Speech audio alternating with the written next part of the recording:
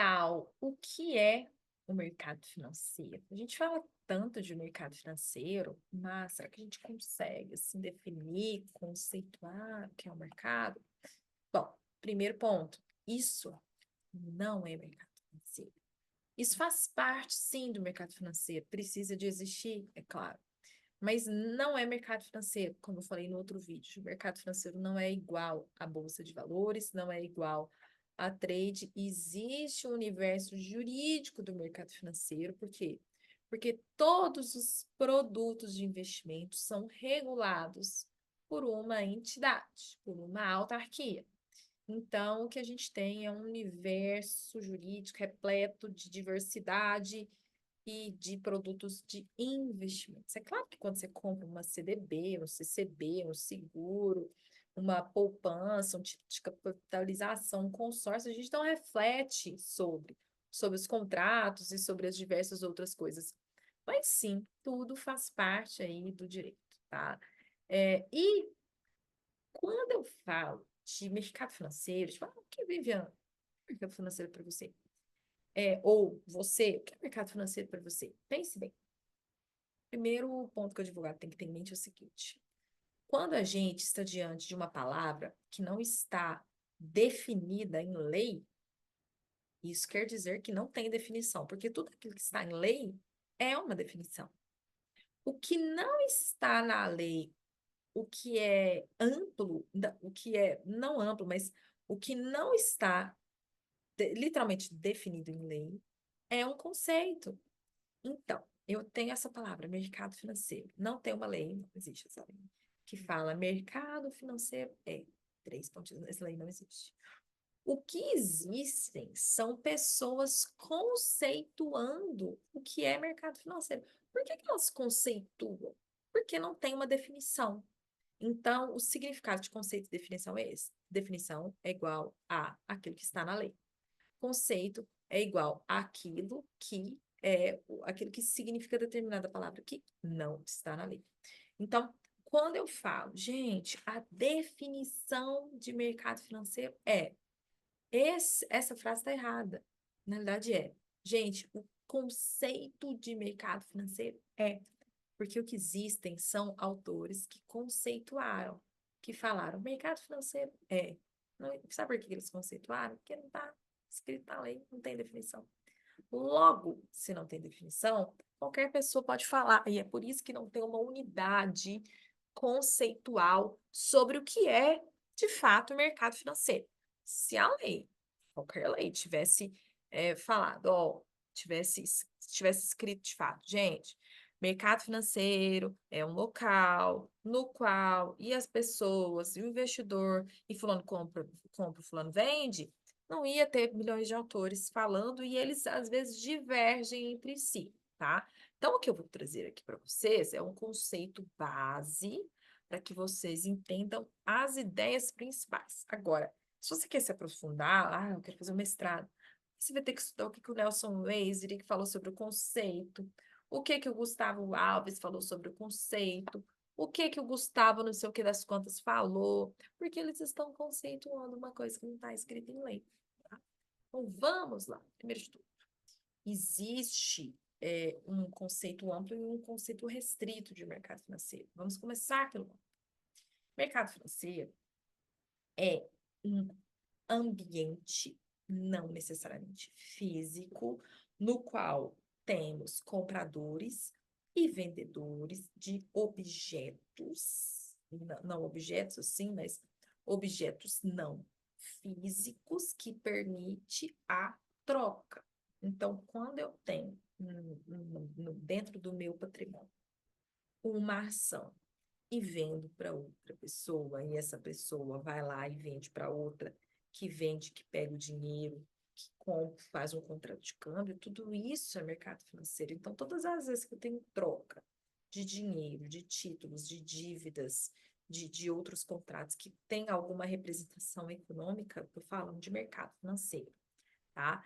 E dentro desse ambiente de troca de títulos, objetos, valores e emissão de dívidas e papéis e cupons e vários outros que representam o dinheiro, eu segmento eles por tipo de produto e também objetivo. Então, o mercado financeiro ele é composto por um mercado de crédito, um mercado de capitais, o mercado monetário e o mercado cambial. Cada um ali com seus produtos e cada um ali com as suas características. Vamos começar pela diferença entre mercado de crédito e mercado de capitais. Acho que a maioria aqui já sabe, já entende um pouquinho, mas a gente que é do direito, a gente conhece a sistemática aí de crédito e débito. Toda vez que eu tenho crédito, eu tenho o quê? Uma dívida. Então, o mercado de crédito, a origem dele é o quê? A dívida. É você emprestar e alguém pegar. É um mercado que está focado no curto e no médio prazo, ligados a uma dívida de uma instituição. Se você está devendo, você conhece o emissor da dívida e na maioria das vezes você tem uma taxa específica e você conhece quem emitiu. Então, o mercado de crédito, quando eu falo, por exemplo, o CDB, o Certificado de Depósito Bancário de um banco. Quando você vai ao banco, o tempo todo você está falando mercado de crédito, você está falando mercado de dívidas, de curto e médio prazo. Então, esse é o mercado de crédito. A essência do mercado de crédito é o quê? Intermediação de dinheiro. Eu emprestei, fulano pegou emprestado. O que acontece ali, o jeito que o dinheiro vai e vem, isso é o mercado de crédito, tá? Já o mercado de capitais não tem dívida. O mercado de capitais é um mercado de participação. É um mercado de parcerias, vamos colocar assim, para projetos de longo prazo. Então, a essência do mercado de capitais não está relacionado à dívida, mas está relacionado a você acreditar num projeto maior e colocar o seu dinheiro sem ter a certeza que você vai o quê? Voltar com esse dinheiro. Então, assim como a gente fala de mercado de crédito, a gente tem determinada certeza, porque é um crédito. Você pode exigir de volta. O mercado de capitais não tem isso. A essência do mercado de capitais está ligada ao risco. E claro, né, a bolsa de valores está dentro do mercado de capitais, então a essência do mercado de capitais é risco. Não quer risco, não vai para o mercado de capitais. Daqui a pouco eu vou explicar um pouquinho mais a diferença desses dois. Ao longo do módulo 1, módulo 2, eu falo de novo sobre essas diferenças. No módulo 7, no módulo 6, salvo engano, de Bolsa de Valores, eu falo de novo sobre o mercado de capitais. Já o mercado monetário e o mercado cambial, é um pouquinho difícil da gente compreender assim, o conceito, porque são mercados distantes da gente. O mercado monetário, a base dele, né, do conceito dele, está relacionado ao controle de dinheiro na economia. Quem faz o controle de dinheiro na economia é o Banco Central. Isso eu vou falar lá no módulo 1, parte do Sistema Financeiro Nacional. Então, o mercado monetário não é o mercado do investidor, é o mercado do Banco Central perante os players, com emissão de títulos para controlar o tanto de dinheiro que está circulando. Vamos colocar, é o mercado do dinheiro disponível. Já o mercado cambial é o mercado que controla o câmbio internamente no país, por meio das reservas de dólar e outras moedas, e por meio da intermediação ali do dinheiro estrangeiro. Então, quando eu tenho que fazer um câmbio para os Estados Unidos e esse valor é alto, eu tenho que declarar isso, tudo isso é mercado de câmbio, tá? Por quê? Porque o Brasil, enquanto instituição, Banco Central, vamos supor, eu tenho 30 milhões de reais e estou enviando 30 milhões de reais para uma empresa de exterior. O Banco Central precisa de saber que saiu dinheiro daqui e foi para lá. A base do mercado de câmbio é isso. O Brasil precisa saber como está o dinheiro aqui indo para lá e o dinheiro de lá vindo para cá. E isso tem a ver com as reservas bancárias, com a segurança do país, com o controle fiscal. Tudo isso a gente vai falar, tá? Aqui só uma introdução. Tudo isso a gente vai falar nos nossos módulos, mas é interessante vocês terem aí as ideias iniciais. E aqui eu gosto de separar mercado de capitais e mercado de crédito, mais uma vez, para vocês entenderem o seguinte. A essência do mercado de crédito tem uma instituição, um banco, intermediando. No que ele intermedia, um fica com uma parte que tem certeza, o outro fica ali devendo, tá? No mercado de capitais, não, é como se fosse um investimento direto. Você depende da atuação de terceiros, então, comprei ações da Petrobras logo no início. Nesse primeiro momento, entrou dinheiro para o caixa da Petrobras e a Petrobras vai trabalhar. Imagina se quebra e dá um escândalo de corrupção. Tô falando que isso aconteceu, não, hein, gente? Mas imagina se está alguma coisa errada. Aí não tem como você exigir, porque você não fez um contrato de dívida. Você não tem um crédito contra a Petrobras. E tudo isso, esse assunto mercado financeiro na lei, isso eu vou falar também durante o módulo 2, tá? Então, é aquela coisa de professor, ainda não é matéria. Esse assunto de mercado de capitais, será que ele está na Constituição Federal? Ele está. Ele está, mas ele está com outro nome. Ele está com o nome de Sistema Financeiro Nacional, que é o sistema que organiza todos esses mercados. É bem dizer assim, o mercado financeiro, enquanto conceito, é um ambiente, tananã. Mas o Sistema Financeiro Nacional é como se fosse o nome oficial do segmento no país. E, sim, nós temos, na verdade, a Constituição tem ali o seu artigo 92, que teve reformas aí nos últimos anos, que trata do Sistema Financeiro Nacional. Vou ler aqui para vocês. Sistema Financeiro Nacional, estruturado de forma a promover o desenvolvimento equilibrado do país e a servir os interesses da coletividade em todas as partes que compõem, abrangendo as cooperativas de créditos, será regulado por leis complementares que disporão, inclusive, sobre participação do capital estrangeiro nas instituições que o integram. Tá? Aqui a gente tem duas informações importantes. Primeiro, a Constituição Federal não trouxe o conceito, ou não trouxe a definição do que é sistema financeiro nacional. Não trouxe. Mas ela colocou para a gente duas coisas muito importantes de estar na Constituição, que são os compromissos. Qual é o compromisso do sistema financeiro nacional para o mercado financeiro e para tudo?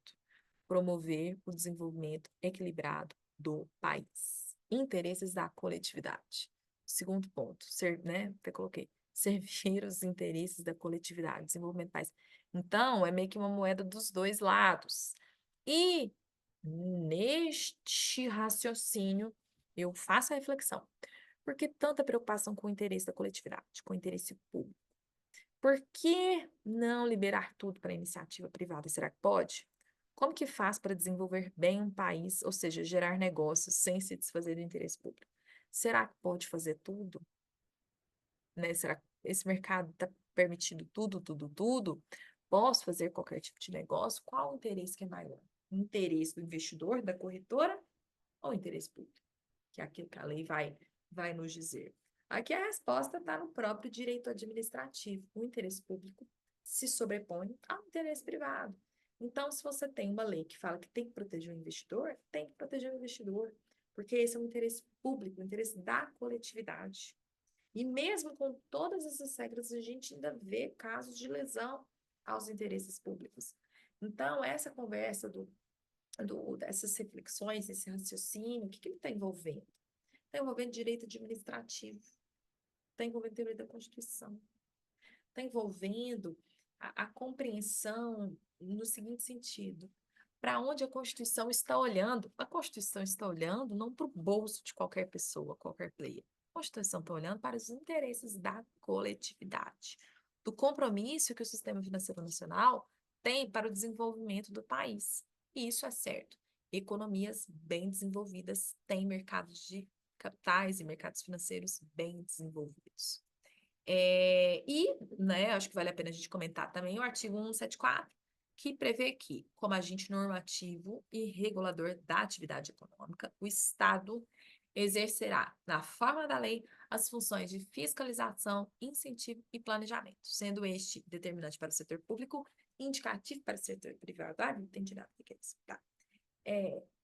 Claro que aqui não é uma aula de direito administrativo, de regulação econômica, mas quando a gente fala de regulação de atividade econômica, a gente está falando do artigo 174, que fala dessa questão de o Estado ser também não só Estado, mas um regulador e um normatizador da atividade econômica. Então, isso é impositivo para o setor público, mas para o setor privado é indicativo. Não tem como o Estado querer controlar tudo. Você vai fazer isso, depois aquilo. Não tem como. Então, ele é indicativo para o setor privado. Só que ele também é normativo no seguinte sentido, ele normatiza as condutas. Ele normatiza, se eu for abrir um banco, ele fala o que eu vou precisar de enviar para esse banco. Ele fala quantos milhões eu tenho na conta para eu poder abrir um banco.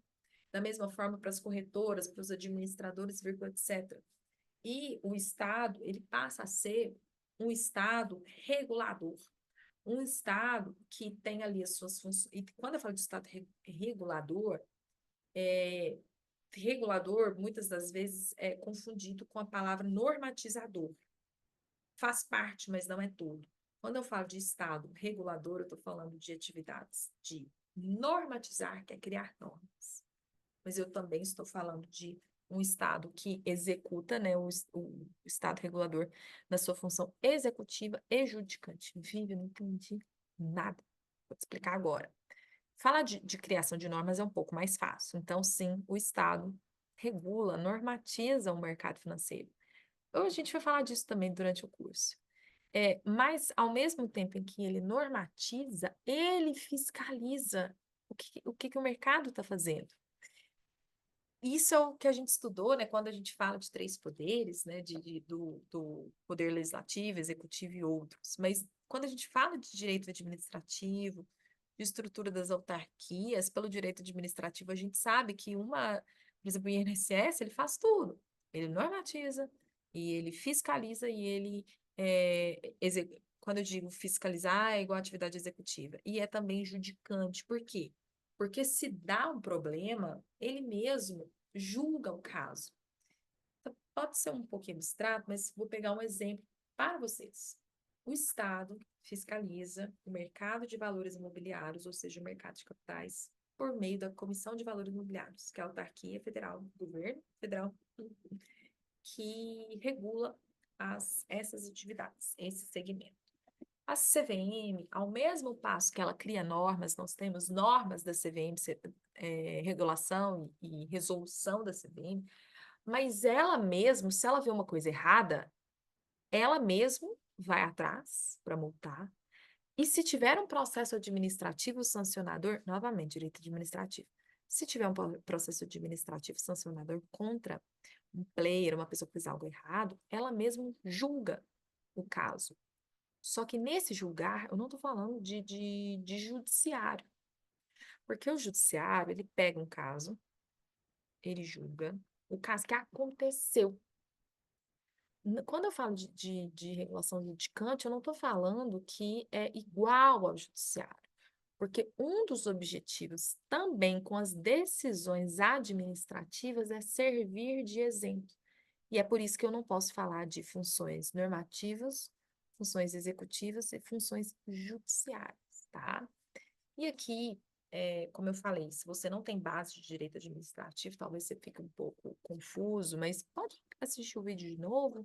No módulo 6, do módulo 1 e 2, eu falo disso também. Esses poderes de regular, de impor regras, de fiscalizar, de julgar, vamos colocar assim, nesse conceito mais amplo, de julgar casos, está espalhado na administração pública, está espalhado no direito. É igual a pessoa fala assim, o STF tem a função judiciária, mas ele está legislando com as suas decisões. Sim, gente. Essas funções estão espalhadas nos três poderes. Estão espalhadas. Não tem como alguém falar assim, você vai só julgar. Acaba que, às vezes, o reflexo da decisão é quase que uma lei nova. Por isso que existe jurisprudência, mesmo o Brasil sendo um país de civil law. Então, não existe algo que seja absoluto, principalmente quando a gente fala de autarquias federais que têm essa função reguladora que é igual a funções normativas, executivas e judicantes. Espero que tenha ficado claro esses pontos aqui para vocês. Se não tiver ficado claro, pode mandar mensagem no WhatsApp querendo, né, compreender mais sobre o assunto. Ao longo do módulo 1, 2, módulo 1 e 2 e módulo 6, eu vou entrar de novo nesse tema de forma mais específica, mas o principal é vocês entenderem o seguinte: a gente tem uma Constituição Federal, tem um artigo 92, que fala do Sistema Financeiro Nacional, que fala das leis complementares. nós temos a regulação, normas de CVM, normas de Banco Central, etc. E a gente ainda tem a autorregulação, que são as instituições do próprio mercado que se desenvolveram para especificar ainda mais o que é exigido. Um grande exemplo, o que é permitido, o que é proibido. Um grande exemplo é a Anbima. Então, a gente tem isso aqui o tempo todo. Está na Constituição, lei, resolução, regulação, autorregulação. Lembrando, todo produto, serviço ou pessoa passa em algum momento por esses 4 itens. E aqui, deixa eu resumir para você, só para a gente recapitular a aula. Primeiro ponto, o mercado financeiro é um ambiente jurídico. Existem 4 tipos de mercado financeiro. Os mercados financeiros integram o sistema financeiro nacional, está previsto na Constituição Federal. E a regulação do mercado financeiro é objeto de estudo do direito do mercado financeiro, que eu vou falar na próxima aula. Lembrando, mercado monetário de crédito, de câmbio, de capitais, as indústrias, é um outro assunto, é como se fosse assim, o mercado dentro de um mercado, então, indústria de fundo de investimento, indústria de token, indústria de fintech, qualquer segmento ali dentro, qualquer mini nicho dentro de um segmento pode ser considerado uma indústria. Tudo isso, pessoal, é regulado. Tudo isso está ali, a base disso é, claro, artigo 92, mas artigo 174 da Constituição Federal, que fala do Estado regulador.